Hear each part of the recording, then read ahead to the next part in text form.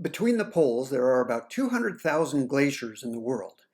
Remembering that the Earth has been warming gradually for 200 years, we should see most of these glaciers retreating naturally, but slowly. That would be our background rate assumption, right? Now here's Glacier Bay in Alaska.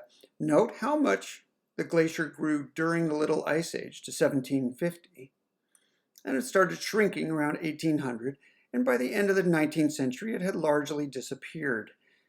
We can probably assume that most glaciers in Alaska had been shrinking for about 200 years as the world is gradually warming.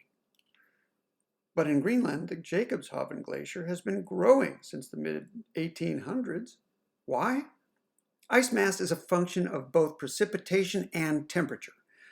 While the Alaskan glaciers are probably shrinking as a result of higher temperatures, the growth of this glacier is likely to be a result of more precipitation higher up, decades and centuries ago.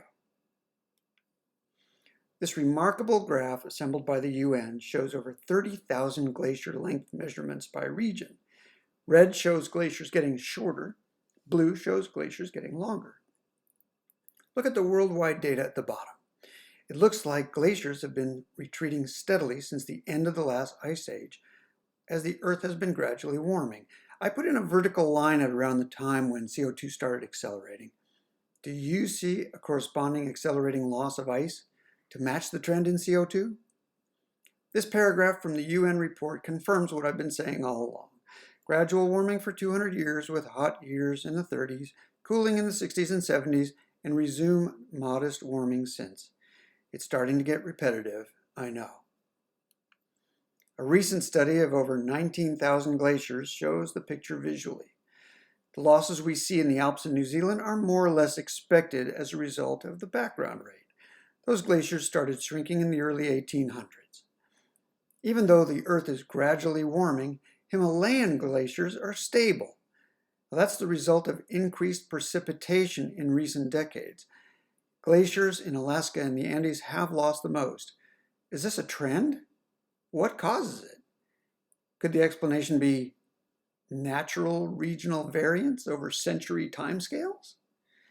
How do we know what glaciers were like thousands of years ago anyway? In 1991, two hikers discovered the frozen body of a 5,000-year-old man at an altitude of 10,000 feet in the Austrian Alps. The body emerged after glaciers retreated.